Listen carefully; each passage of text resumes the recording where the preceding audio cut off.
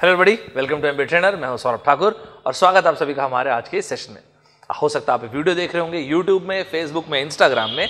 आप चाहें तो हमारे YouTube channel MBA trainer Saurabh Thakur में जा सकते हैं और इस तरह के बहुत सारे वीडियो से बेनिफिट अवेल कर सकते हैं। आप जब वहां पर जाएंगे तो आपको वीडियोज मिलेंगे क्वांट के, DI, LR, verbal reasoning, vocabulary development, content development session, interview के लिए पजल्स और बहुत सारे वीडियोस। ये सारे के सारे वीडियो स्पेशली इंपॉर्टेंट है अलग अलग एमबीए एंट्रेंस एग्जाम्स में इंडिया के, जैसे कि CAT, IIM, ZAT, IFT, MAT, CMAT, NMAT, MHCET, test, IRMA, बहुत सारे एग्जाम्स, या फिर अलग अलग job oriented exams, bank, SSC, railway, campus, FCAT, इस तरह से बहुत सारे एग्जाम्स, इवन GRE, GMAT भी बेहद महत्वपूर्ण है। फाइन, तो चलिए स्ट्रेट अवे स्टार्ट करते हैं। आज जो क्वेश्चन मैं आपके साथ डिस्कस करने वाला हूँ ZAT 2014 में आया था, लेकिन मैंने यहाँ पे विशेष रूप से इंपॉर्टेंट लगवाया हुआ है ZAT 2014 कैट, IIM के लिए एंड GMAT के लिए। कैट, IIM मैंने इसलिए लिखा है क्योंकि जिस तरह से इस बार का पेपर हुआ 2018 का, तो उसने कैट, IIM के क्वेश्चन वापस क्वांट के फिर से लेवल उन्होंने बढ़िया किया, जो कि बहुत ही अच्छी बात है एक्चुअली। देखिए क्वेश्चन ये लिखा हुआ एक्सप्रेशन समेशन n 1 से लेकर 13 1 by n can also be written as x by 13 factorial, what would be the remainder if x is divided by 11। और ये रहे ऑप्शंस। ये क्वेश्चन कितना ब्यूटीफुल है ये आपको ऐसे नहीं पता चलेगा। सबसे पहले आप वीडियो को पॉज कीजिएगा, इसको बनाइएगा और फिर सुनिएगा मेरा डिस्कशन, तो आपको बहुत मजा आएगा। फाइन, चलिए, क्योंकि आप लोग सभी के सभी एक ईमानदार एस्पायरेंट है, तो मैं बिल्कुल उम्मीद कर रहा हूं कि आप सभी लोगों ने बना के देखा और ये अब सारे बच्चे सुनिए डिस्कशन। कितना बढ़िया क्वेश्चन है। पहली चीज, क्योंकि यहाँ पे समेशन लिखा हुआ है, एक स्टार तो मैं वैसे ही यहां पे लगा देता हूं। Can also be written as x by 13 का फैक्टोरियल। क्या लिखा हुआ है, हमको गिवन क्या है, थोड़ा सा मैं आराम से बताऊंगा। ये मत सोचिएगा स्पीड, मेरा ऑब्जेक्टिव अब स्पीड नहीं, मेरा ऑब्जेक्टिव है कि आपको समझ में आना चाहिए। हमारे पास गिवन है समेशन n 1 से लेके 13 1 by n, this is x divide by 13 का फैक्टोरियल। ये चीज हमको गिवन है। अग्री करते हैं आप? बिल्कुल। वो रिमाइंडर छोड़िए, रिमाइंडर तो हम सब निकाल देंगे, बड़ी चीज नहीं है। तो इसका मतलब x divide by 13 factorial. Summation का मतलब आप n की वैल्यू 1 से लेके 13 तक के जा सकते हैं। करेक्ट है भाई पॉइंट? इसका मतलब 1 by 1 plus 1 by 2 plus 1 by 3 plus 1 by 4 plus 1 by 5, इस तरह से करते हुए आप जा सकते हैं कहाँ तक के?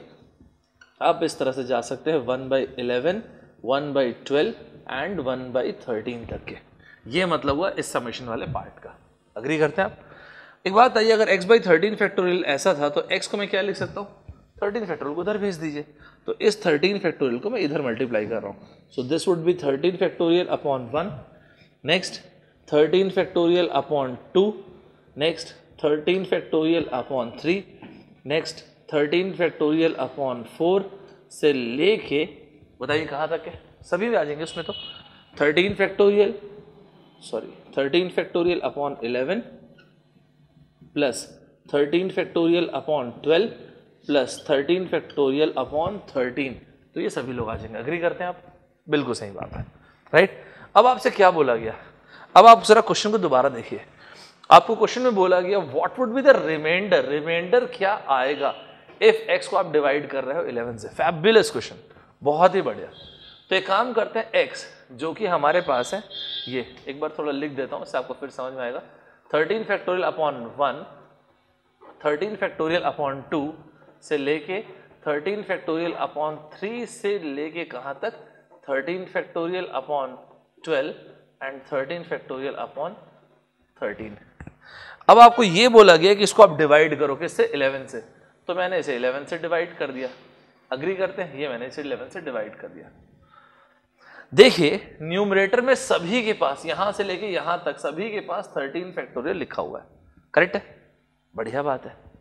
लेकिन आप मुझे एक बात आइए, अगर मैं इसे लिखता हूं 13 फैक्टोरियल डिवाइड बाय 11, जो कि बढ़िया भी है, फिर मैंने ये लिखा 13 फैक्टोरियल डिवाइड बाय, ये तो 2 तो है ही सही, साथ में मैंने 11 से मल्टीप्लाई किया, ठीक है, प्लस 13 फैक्टोरियल डिवाइड बाय ये 3 वगैरह जो भी है, नीचे आ गया 11 एंड सो ऑन।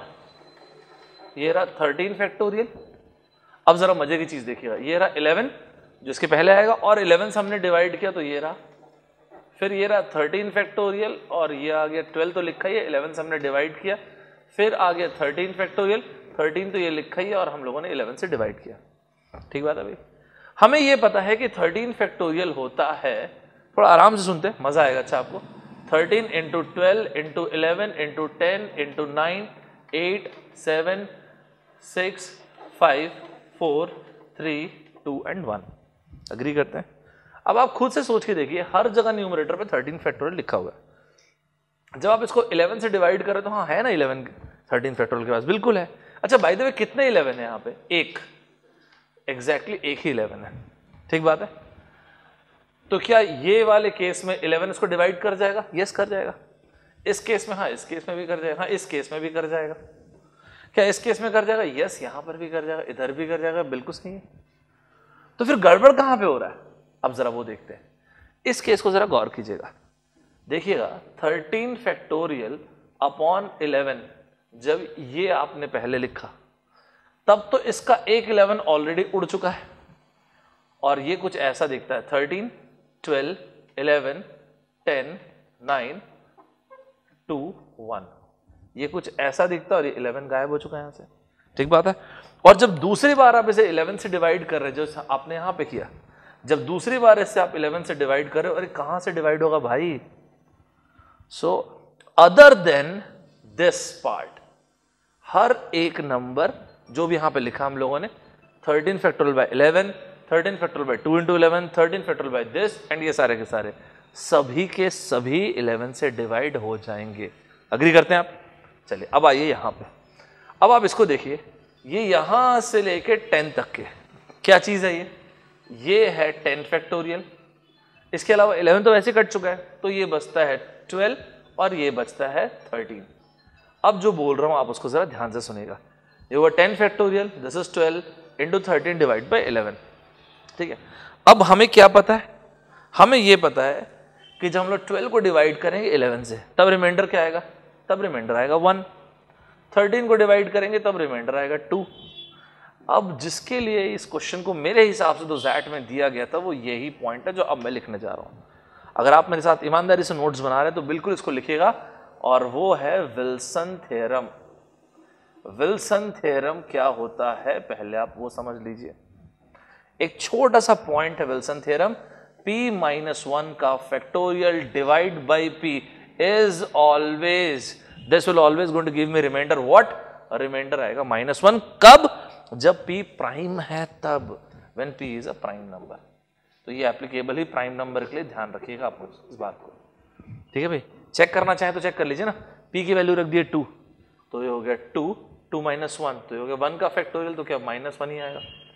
अगला प्राइम नंबर 3 रख के देखिए, 3 - 1 इज 2, बेसिकली 2 का factorial divide by 3, remainder -1। Next prime number हो गया 5, 5 - 1 इज 4, 4 का फैक्टोरियल डिवाइड बाई 5, 4 फैक्टोरियल 24, 24 को डिवाइड करेंगे, रिमाइंडर आ गया 4 या फिर -1। अग्री करते हैं? Now this is a very very good point. So now the remainder comes out to be like this, comes out like this, this is -1, ये हो गया 1 और ये हो गया 2, ये रहा। करेक्ट है पॉइंट? अब हम लोगों ने इसको देखा तो रिमाइंडर कितना आ गया, इसको मल्टीप्लाई करेंगे तो आप -2 रिमाइंडर आ गया।